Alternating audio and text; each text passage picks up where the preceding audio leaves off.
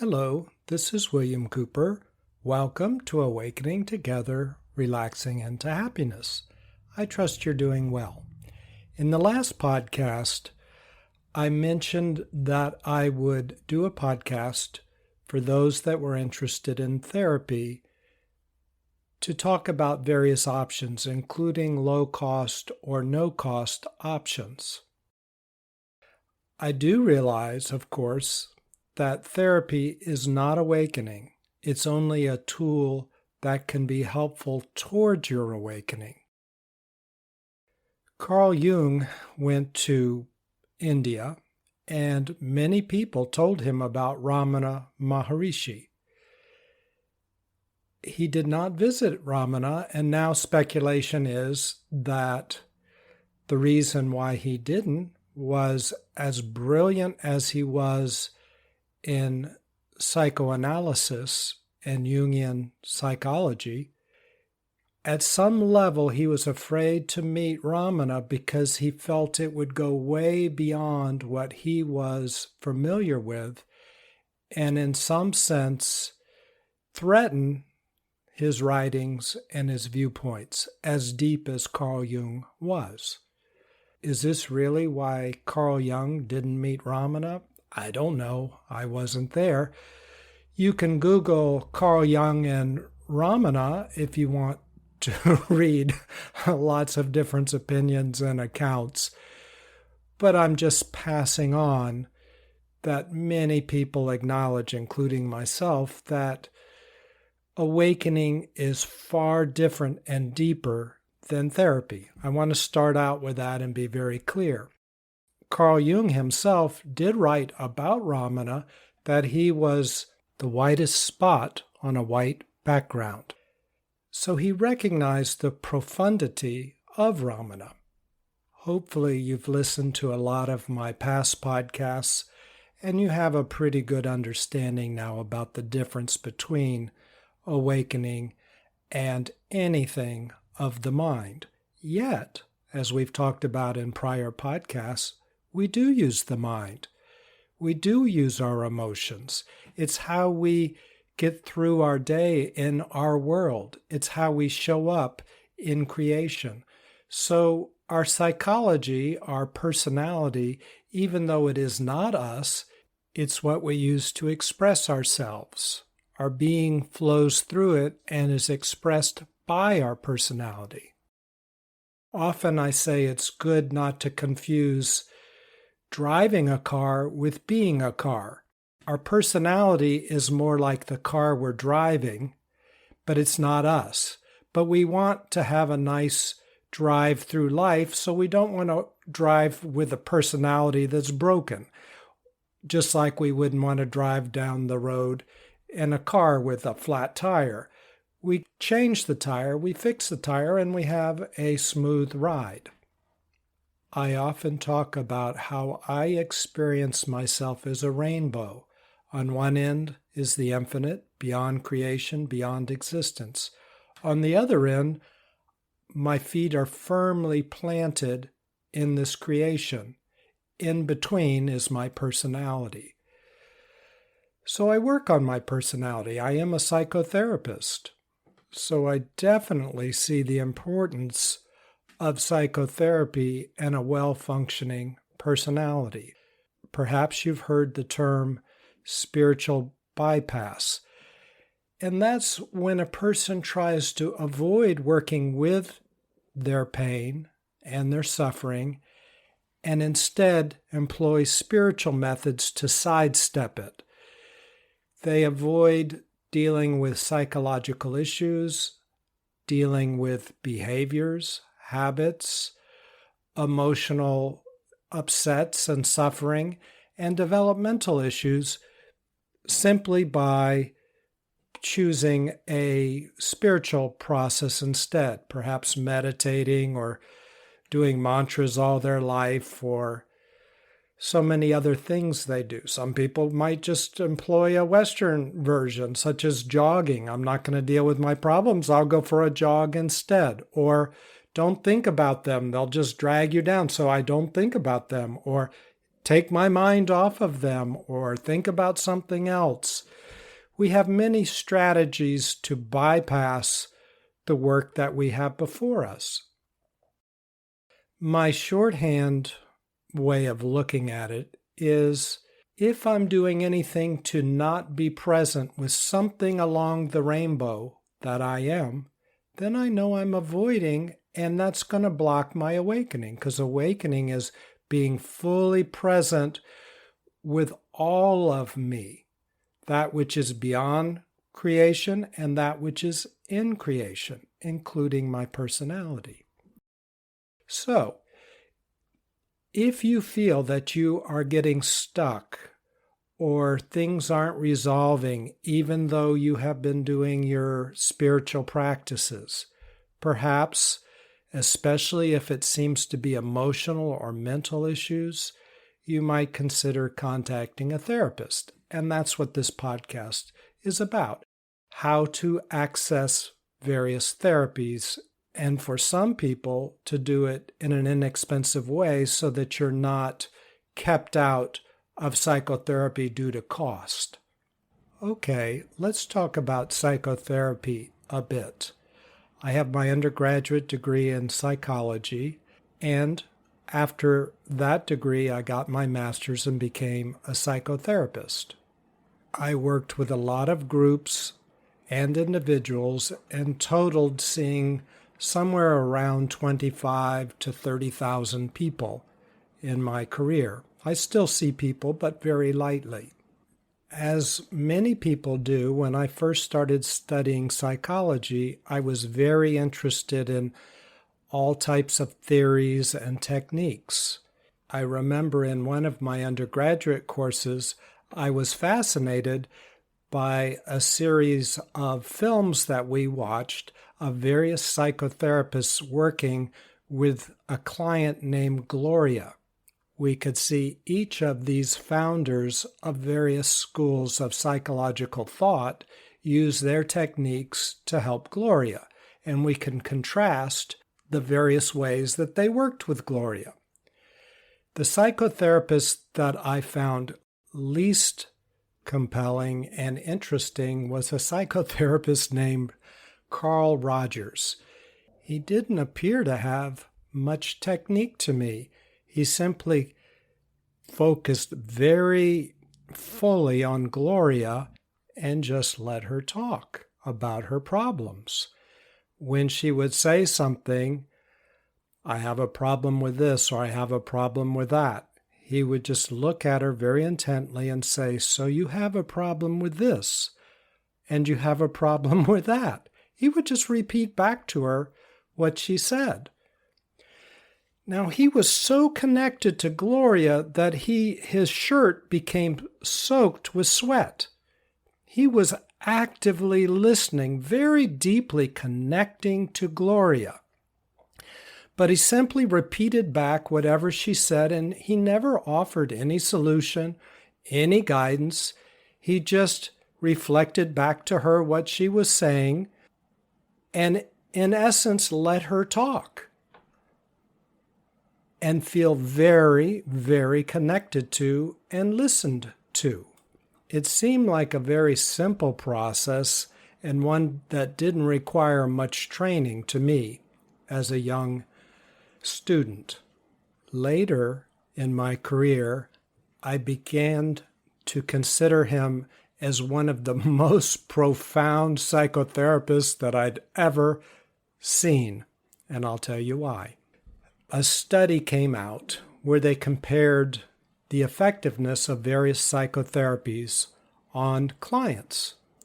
And what they found was that pretty much any psychotherapy that you use with a client has about the same rate of effectiveness. People do get better with psychotherapy, but they get better at the same rate and the same depth pretty much with any therapy that they use.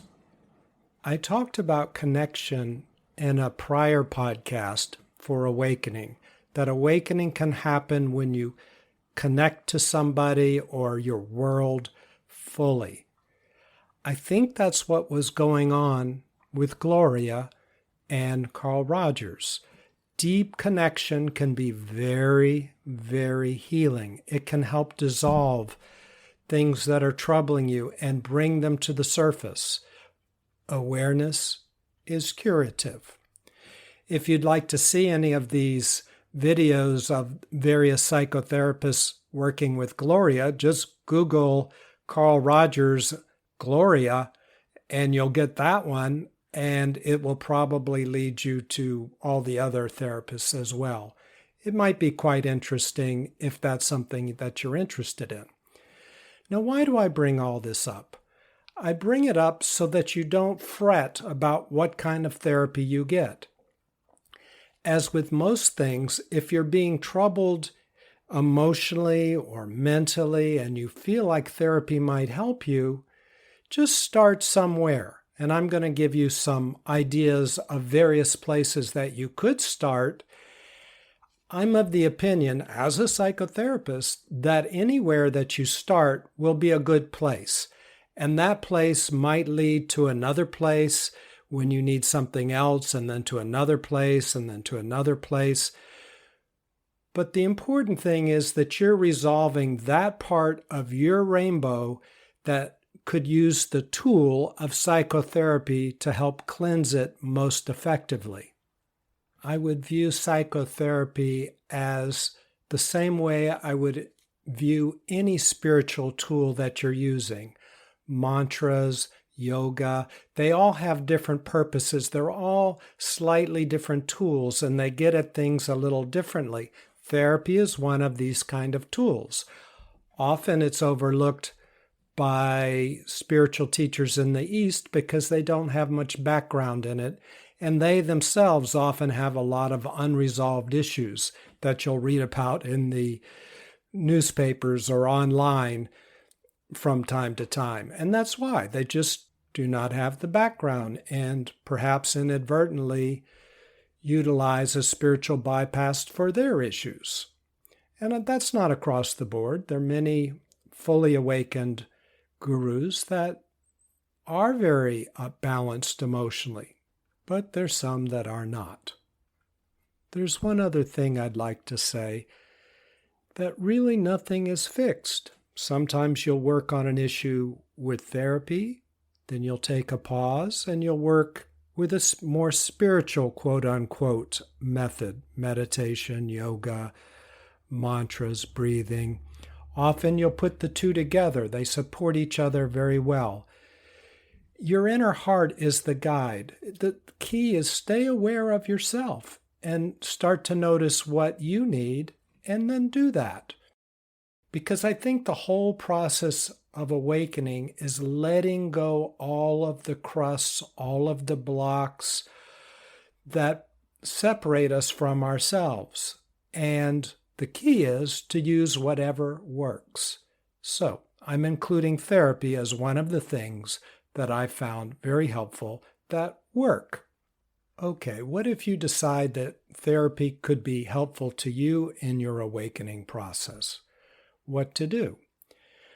Well, if you don't have much money, let me give you a few options that I know of, and then we'll work our way up the scale. There are a number of worldwide organizations that utilize something that's called co-counseling. And what that is you trade your counseling time for being counseled by another. You receive some training, and then you have a partner, and when your partner needs counseling, you give them counseling, and when you need counseling, they give you counseling. This is very effective for many people. Remember what I said about Carl Rogers and his client-centered counseling. Well, in co-counseling, it can be very helpful for another person to hear you talk, to just let you tell your story. Just unburden yourself and talk to another person. That's quite different than if you'd simply talk to yourself in the backyard and feel like that's somehow unburdening yourself. Yes, maybe so a bit, but in the presence of another safe person, it can be very, very powerful. So these organizations have been built to give you a process to do that. And generally, this counseling is free. I'll give you a couple of examples. There's Reevaluation Counseling, often abbreviated RC. I've had a number of friends go through this counseling. It's a co-counseling where you counsel each other.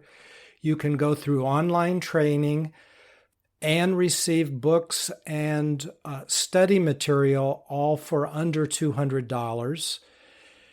If you join with somebody else, you can share the online training, and each of you buy your own set of books. I think the books end up being about $80 per person, and the online training might be $120 or so. And you would just split the $120 for the online training and each pay for your own books. After that, it's all free once you've gotten your training. So I would highly recommend Reevaluation Counseling. How does it work? I've never done it myself, but I can tell you what little I know. So take whatever I say with a grain of salt.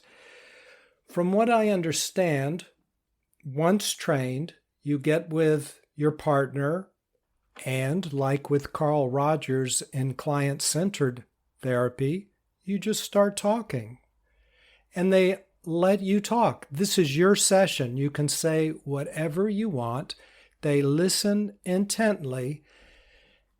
And at some point, after you've emoted, perhaps shook a little bit to release any tension that's been held in your body, somatic releasing, at some point after all of that, you realize that this was a horrible thing that you went through, or at least a troubling thing.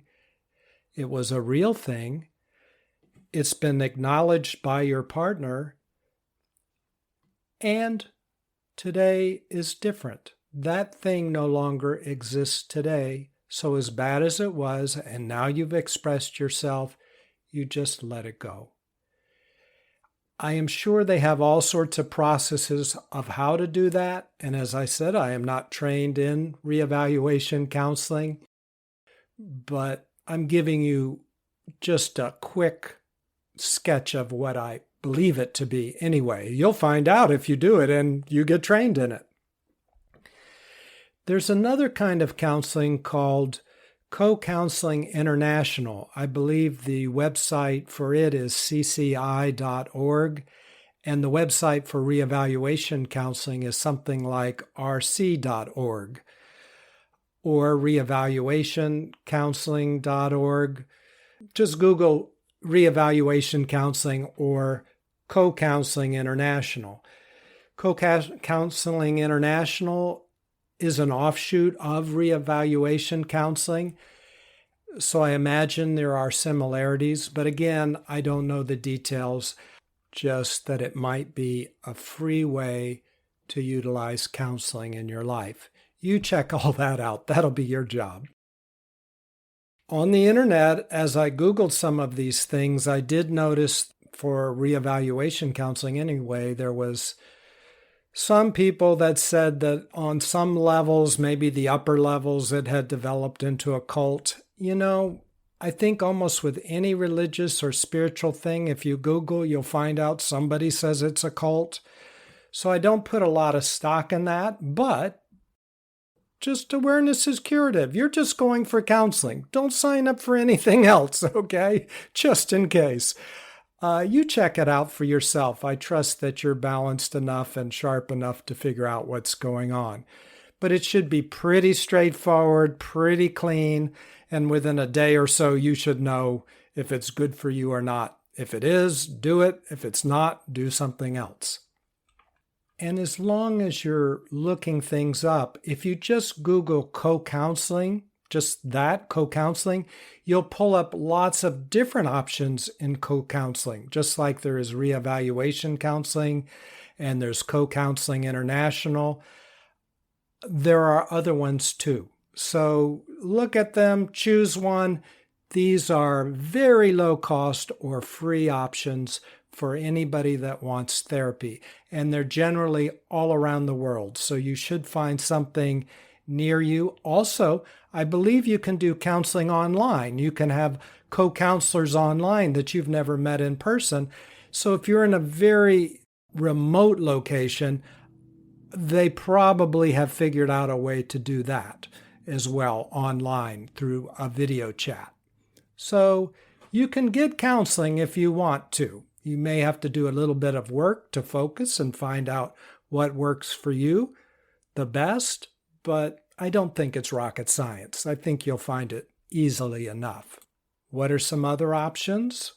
Well, all over the world you have Al-Anon. That's a branch of Alcoholics Anonymous. And you can go into a room, and it's generally with people who are not alcoholics, who are not addicted, yet they might be in a relationship or have been raised by somebody who is an addict, and they have issues with codependency, which pretty much includes all of us. And what is codependency?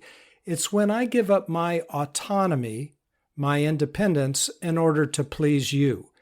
In a way, I make you more important than me. I put myself on the back burner way too much. So these groups are good for exploring that. They're free, they're by donation. Generally, people just put in $1 or do whatever they want, or you don't even have to put in anything. So this is another very low-cost way to say what's on your mind. And generally in these meetings, you can say pretty much whatever's on your mind, and you have a whole group of people listening to you quietly. And then the next person will say something, and then the next person. Each of the people don't comment about what you said, they just listen. This may not seem like a big deal, but it's basically what Carl Rogers did in many ways, and it can be very effective for people. It's more or less free and all over the world. Another offshoot of all of this is Adult Children of Alcoholics, ACOA, also all over the world. They have their own book, just like Al-Anon does, and it's built around a similar process. You're in a group, you share what's on your mind, everybody listens, but there's quite detailed information on how your personality might have developed, bringing awareness to it when you have been injured in an emotional way. You feel hurt, you feel abandonment, you feel fear, you feel anger. It talks about ways of looking at that, and it can be very deeply therapeutic in its own way and method. So it's also free or by donation, very low donation, and it's all over the world.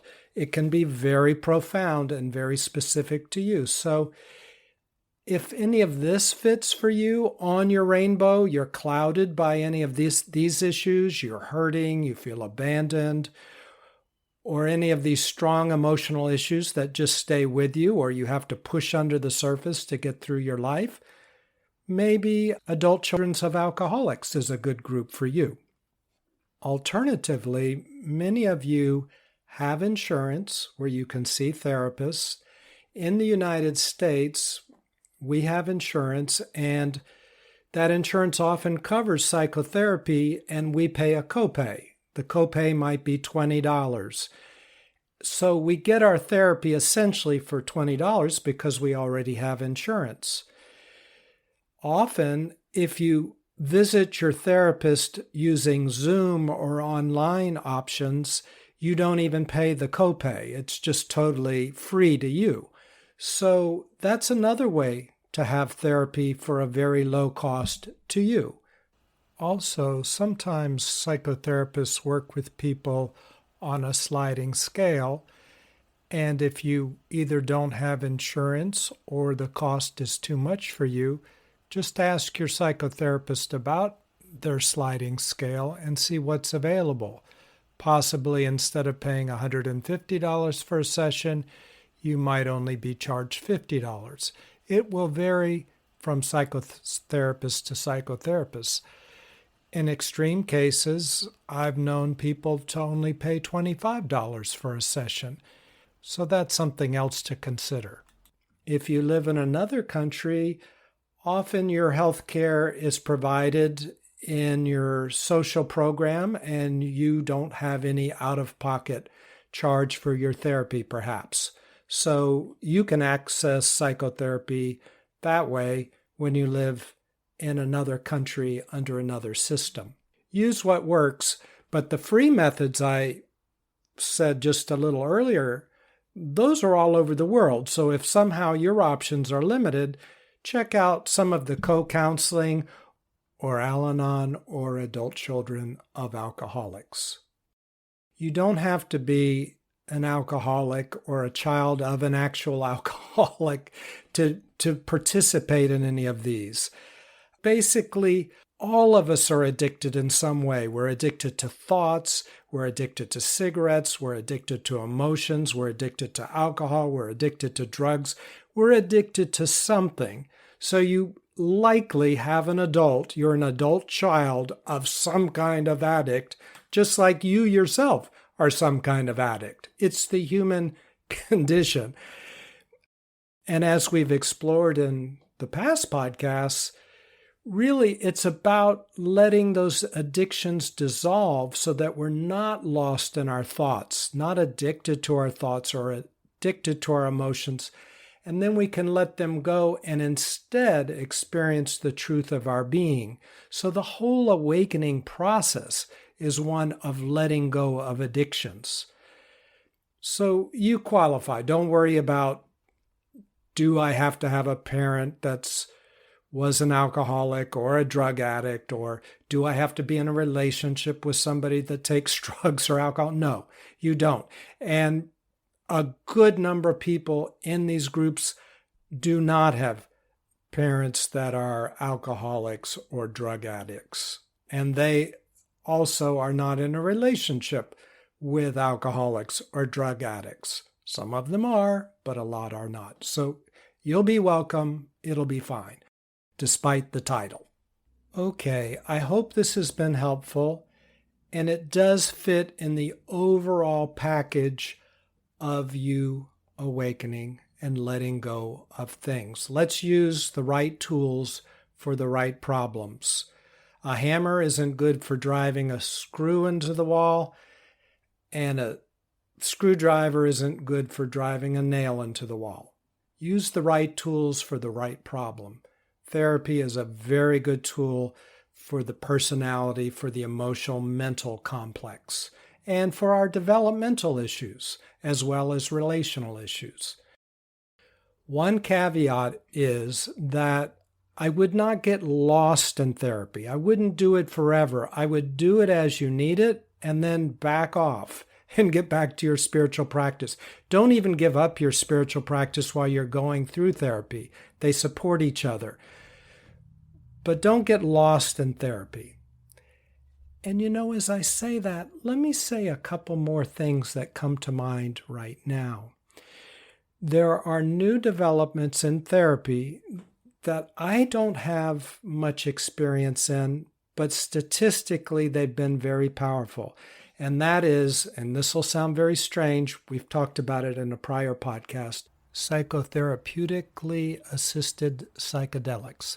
It has shown to be effective for many people with depression when other things don't work, many people with PTSD, many people with relational issues, many people with alcoholism and addictions when other things just haven't worked. My guess is it opens the mind, it helps you relax, and then deal with stuff that you couldn't deal with on your own. Let me give you a rough idea of statistics. Now, I'm just going by memory, but you can Google it and look it up. But say for PTSD, using traditional psychotherapy after 1 year, about 35% of the participants still feel good. When you use psychotherapeutic assisted psychedelics, it's something like 70 or 80% of the people still feel better after 1 year. So that's pretty significant. You have other very significant results with all these other issues that I stated and some others. So just Google it. You'll get more information if you're interested. In the United States, it is going under a lot of clinical trials right now and probably will be widely available in about 3 or 4 years. But in certain states, it's available, like in Oregon, it's available. They're voting on it right now in Colorado. And ketamine is available in every state with the supervision of a physician, or with a prescription, you can order it online and take it in lozenge form. Ketamine can be helpful on a number of things, including depression. This is not my route, it's not my process, so I don't know much about it either. But I know that it can be very powerful, and statistics have borne it out. I've been through some continuing education for my license this year on this particular subject, so I'm kind of up to date on it. And if you're looking for something different that can really make some headway in different ways, it's something to consider.